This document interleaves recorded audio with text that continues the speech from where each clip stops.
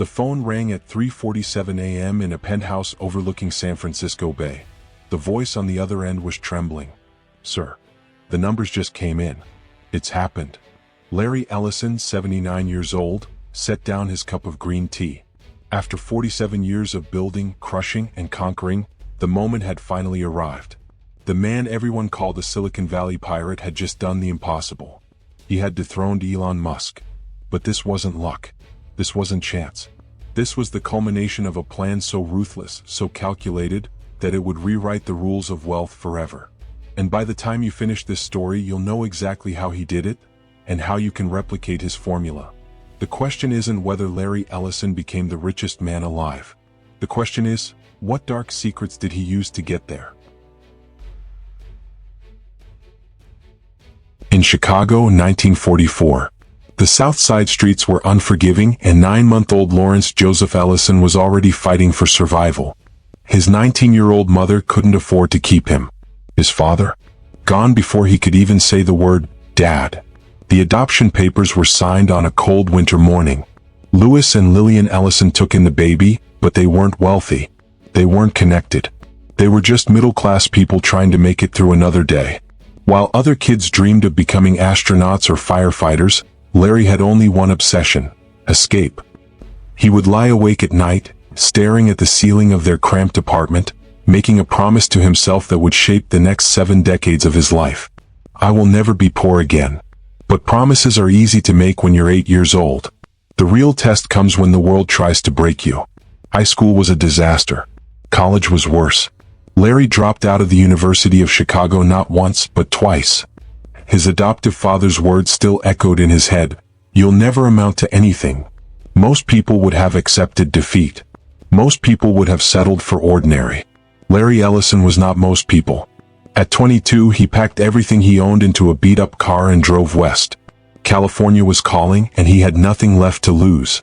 What he didn't know was that this desperate escape would set in motion events that would eventually destroy the richest man on earth.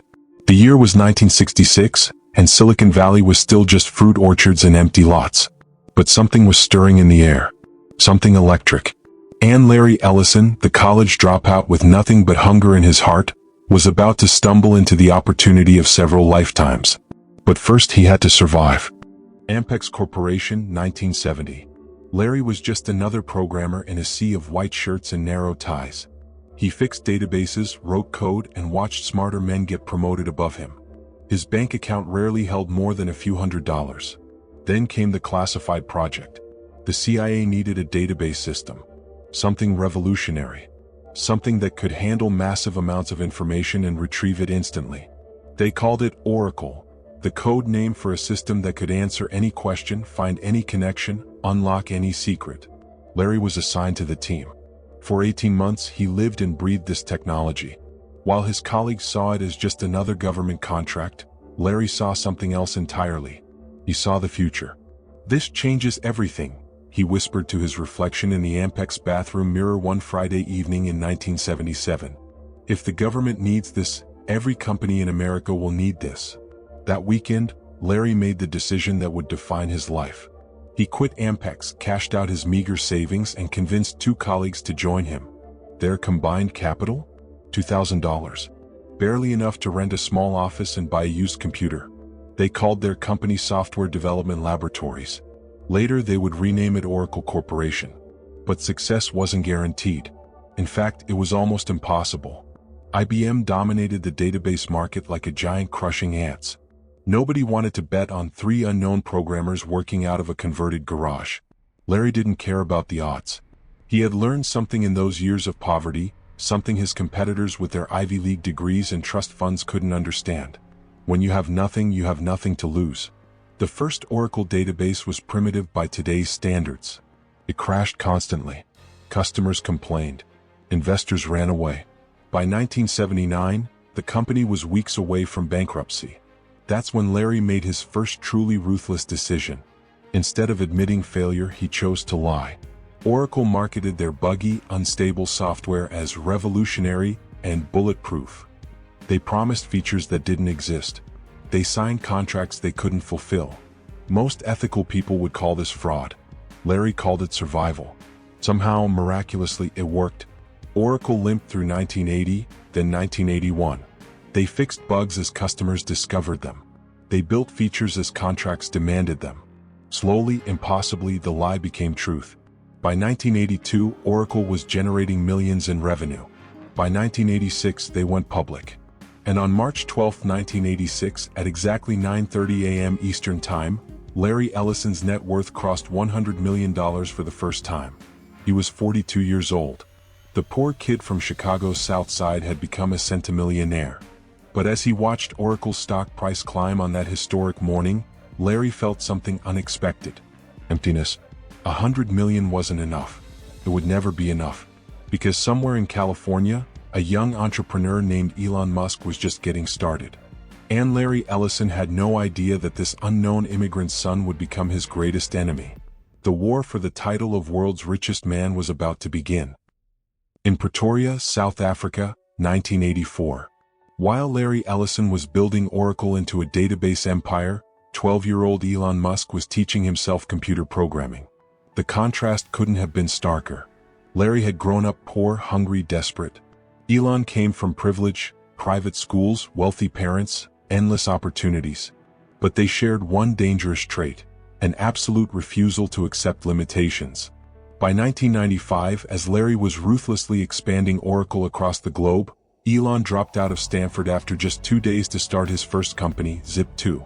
The kid was 24 years old and convinced he could change the world. Larry barely noticed. Why would he? Oracle was generating billions in revenue. He owned a 98% stake in the company. His net worth had climbed past $5 billion, making him one of the 10 richest men in America. Then came PayPal. Elon sold his stake in the online payment company to eBay for $1.5 billion in 2002. Suddenly, the South African immigrant had serious money. Not Larry Ellison money, but serious money. Still, Larry wasn't worried. Database software was boring but essential. Every major corporation on Earth needed Oracle's products. Tesla and SpaceX, Elon's new ventures, were science fiction fantasies that would probably fail within a few years. That's what Larry thought in 2003. He was catastrophically wrong. While Larry focused on enterprise software, Elon was revolutionizing entire industries. Electric cars went from golf cart novelties to luxury status symbols. Private space exploration went from impossible dream to profitable reality. By 2010, Elon Musk's net worth had climbed past $2 billion.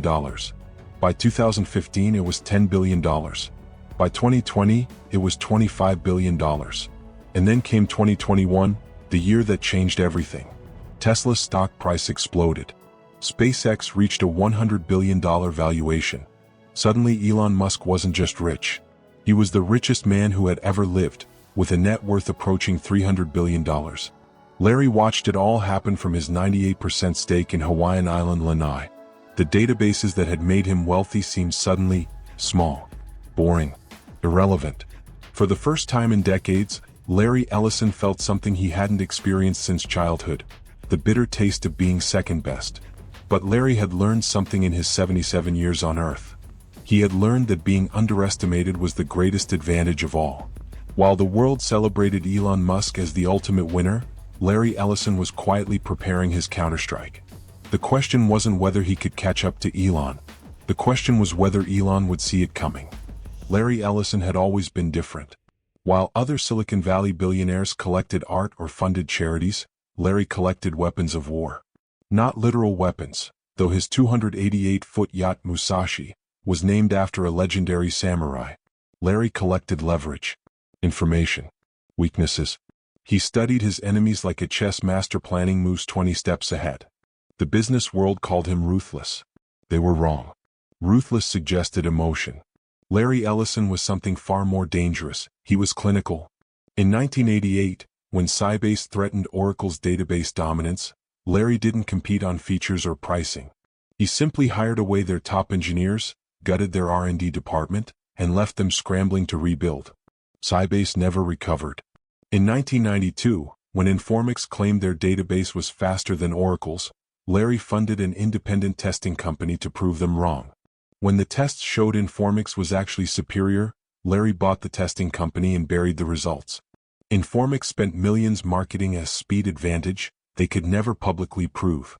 In 2003, when PeopleSoft attempted a hostile takeover of J.D. Edwards, Larry swooped in with a $7.7 billion counteroffer to buy PeopleSoft outright. It wasn't about strategy. It wasn't about synergy. It was about sending a message. Nobody builds an empire in Larry's territory without his permission. The acquisition took 18 months to complete. During that time, PeopleSoft's stock price swung wildly, their employees fled to competitors, and their customers delayed purchasing decisions. By the time Oracle officially acquired them, PeopleSoft was a hollow shell of their former selves. Larry's competitors learned to fear him, but they never learned to understand him. See, Larry wasn't driven by money. He had more money than he could spend in 10 lifetimes. He wasn't driven by power. Oracle controlled the database infrastructure of virtually every major corporation on Earth. Larry Ellison was driven by something much simpler and infinitely more dangerous: the absolute refusal to let anyone stand above him. Which is why Elon Musk's rise to the top of the wealth rankings wasn't just an economic shift. It was a declaration of war. But Larry was 77 years old. His empire was built on enterprise software, databases and business applications that Fortune 500 companies needed but nobody else cared about. How could he possibly compete with electric cars, rockets, and satellites? The answer would require him to make the most audacious bet of his life. A bet so enormous, so risky, that it would either crown him the richest man on Earth, or destroy everything he had built over the previous 5 decades. But first, he needed to understand exactly what was coming. Silicon Valley, 2018. While Elon Musk was launching Tesla Roadsters into space and promising to colonize Mars, Larry Ellison was studying data that kept him awake at night. The cloud computing revolution was accelerating faster than anyone had predicted. Amazon Web Services was generating tens of billions in revenue. Microsoft Azure was growing 50% year over year. Google Cloud was throwing unlimited resources at stealing market share. And Oracle? Oracle was losing. Their traditional database business, the foundation of Larry's empire, was becoming obsolete. Companies were abandoning expensive on-premises Oracle installations for cheap, scalable cloud alternatives. For the first time in Oracle's history, annual revenue growth was slowing. "We need to move faster," Larry told his executive team during a closed-door meeting in December 2018. "The cloud isn't the future anymore. It's the present. And we're behind." But behind was an understatement. Oracle's cloud division generated $6 billion in annual revenue. Amazon's generated $35 billion. Microsoft's generated $20 billion. Any rational CEO would have accepted defeat, focused on protecting Oracle's existing business, and managed a slow decline. Larry Ellison was not rational. Instead, he made a decision that shocked Oracle's board of directors, terrified their investors, and convinced Wall Street analysts that the 75-year-old billionaire had finally lost his mind. He bet everything on artificial intelligence. Not just some of Oracle's resources. Not just a division or subsidiary. Everything. "We're going to build the most advanced AI cloud infrastructure in the world," Larry announced during Oracle's September 2019 earnings call. "We're going to make Amazon look slow. We're going to make Microsoft look stupid. And we're going to make Google look amateur." The reaction was immediate and brutal. Oracle's stock price dropped 8% in after-hours trading. Industry experts called it desperation and the fantasy of an aging CEO who doesn't understand modern technology. Larry didn't care about the criticism. He had learned decades ago that being mocked was often the first sign you were on the right track. What he cared about was timing.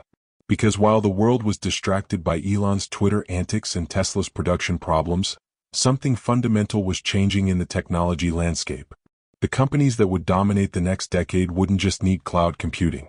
They would need AI cloud computing. And Larry Ellison was about to corner the market. But even he couldn't have predicted what would happen next. The event that would change everything. The catalyst that would finally give him the weapon he needed to dethrone Elon Musk. November 30, 2022. OpenAI released ChatGPT to the public. Within 5 days it had 1 million users. Within 2 months, it had 100 million users. The AI revolution had begun. And Larry Ellison was ready. January 2023. While Elon Musk was fighting Twitter controversies and Tesla's declining stock price, Larry Ellison was executing the most audacious comeback in business history. ChatGPT's explosive growth had created an unprecedented demand for AI computing power. Every startup, every corporation, every government agency wanted their own AI capabilities. But AI required massive computational resources, more than traditional cloud services could provide. Oracle's new AI cloud infrastructure was perfectly positioned. The timing was almost supernatural. For 3 years, while competitors mocked Oracle's massive investments in AI hardware, Larry had been building something extraordinary. Specialized chips designed for machine learning. Data centers optimized for AI training. Networking infrastructure that could handle the enormous data flows AI required. When ChatGPT launched, Oracle was the only company ready to meet the demand. The results were staggering. In Q1 2023, Oracle's cloud revenue grew 76% year-over-year. In Q2 it grew 84%. By Q3, Oracle was signing AI infrastructure contracts worth hundreds of millions of dollars each. Companies were literally begging to pay Oracle premium prices for access to their AI cloud services. Meanwhile, Tesla was struggling. Production delays plagued the Cybertruck. Competition from traditional automakers was intensifying. Elon's acquisition of Twitter had distracted him from Tesla's core business. Tesla's stock price, which had peaked above $400 per share in 2021, had fallen to $180 by late 2023. Oracle's stock price, which had traded sideways for years, was approaching all-time highs.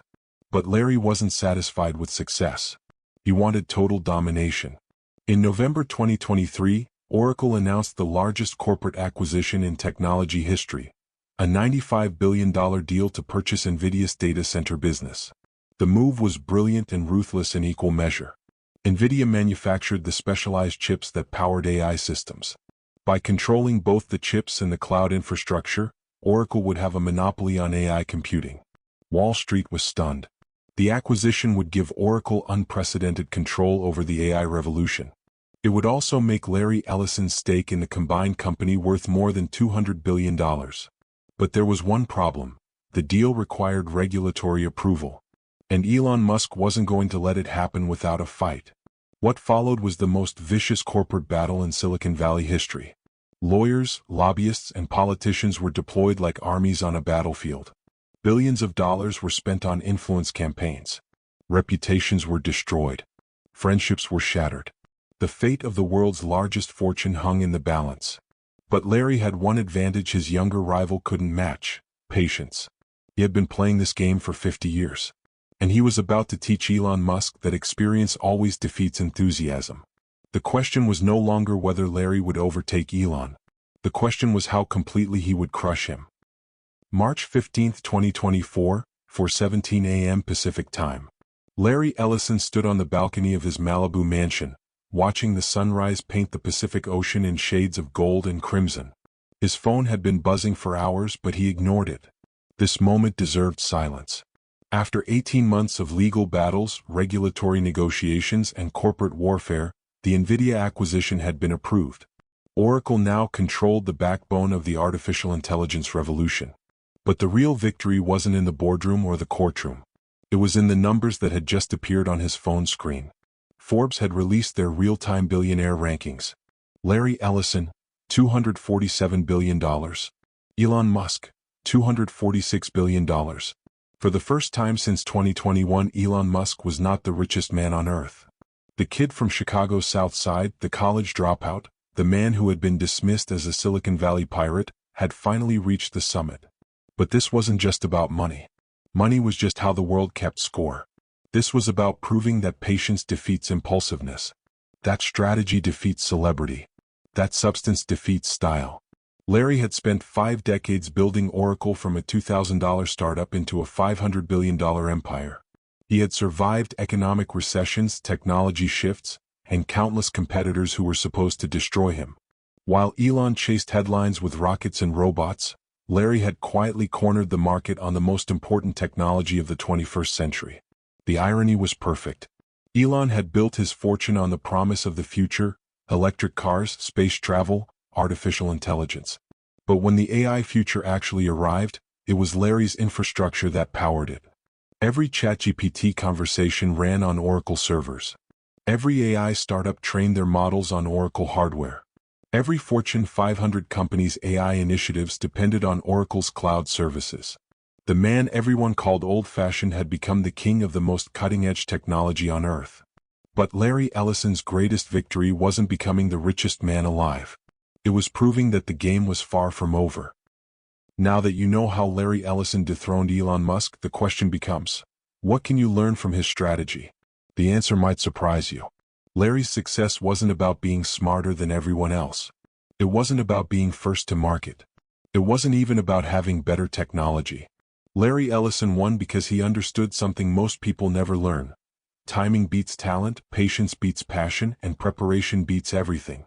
When everyone else was chasing the latest trends, Larry was studying the fundamentals. While competitors fought over market share in dying industries, he was building the infrastructure for industries that didn't exist yet. Most importantly, Larry never forgot the lesson he learned as a poor kid in Chicago. When you have nothing to lose. But when you have everything, you still have to act like you have nothing to lose. This mindset allowed him to make bets that seemed insane to outside observers. Spending billions on AI infrastructure when nobody understood why AI mattered. Acquiring companies that appeared to have no strategic value. Fighting legal battles that seemed unwinnable. But Larry wasn't gambling. He was calculating. See, Larry understood that true wealth isn't built by following the crowd. It's built by anticipating where the crowd will go next, then being there first. When personal computers were toys, he bet on databases. When the internet was a curiosity, he bet on enterprise software. When cloud computing was unproven, he bet on AI infrastructure. Each time, experts said he was crazy. Each time, he was quietly proven right. But here's the part most people miss. Larry's success wasn't inevitable. There were dozens of moments when different decisions could have led to complete failure. The difference between success and failure wasn't luck. It was preparation meeting opportunity. And that's something anyone can replicate. You don't need billions of dollars to apply Larry's principles. You don't need a technology empire or a Harvard MBA. You just need to understand that the future belongs to people who prepare for it while everyone else is distracted by the present. Whether you're building a business, investing in stocks, or simply planning your career, Larry Ellison's blueprint is the same. Study the fundamentals while others chase trends. Build infrastructure while others fight over market share. Make calculated bets while others play it safe. Stay patient while others demand instant results. Most people spend their lives reacting to change. Larry Ellison spent his life creating change. That's the difference between being rich and being the richest. Today, Larry Ellison controls more wealth than most countries' GDP. His Oracle empire spans 6 continents and employs over 140,000 people. His personal fortune could fund entire space programs or solve global hunger. But when you ask people about the world's richest man, they still think of Elon Musk. That's exactly how Larry likes it.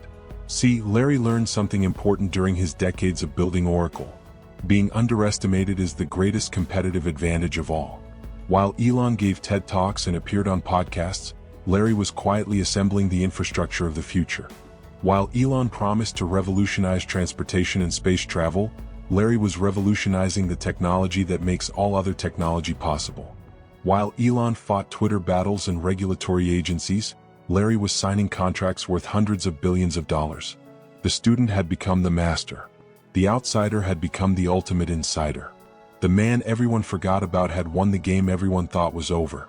But Larry Ellison's greatest achievement isn't his wealth. It's proving that in America the game is never really over. No matter how poor you start, how many times you fail, or how many people bet against you, there's always another move to make. Larry made his first move in 1977 with $2,000 and a crazy idea about databases. 47 years later, he made his final move, overtaking the richest man who ever lived. The question isn't whether you have what it takes to build something extraordinary. The question is whether you're willing to wait long enough, work hard enough, and think big enough to find out. Because somewhere out there, in a garage or dorm room or small office, the next Larry Ellison is just getting started. Maybe it's you. The game is far from over. And the biggest moves are yet to come. If you found this story inspiring, smash that like button, drop a comment with your biggest takeaway, and subscribe because the next story might just give you the blueprint for your own breakthrough.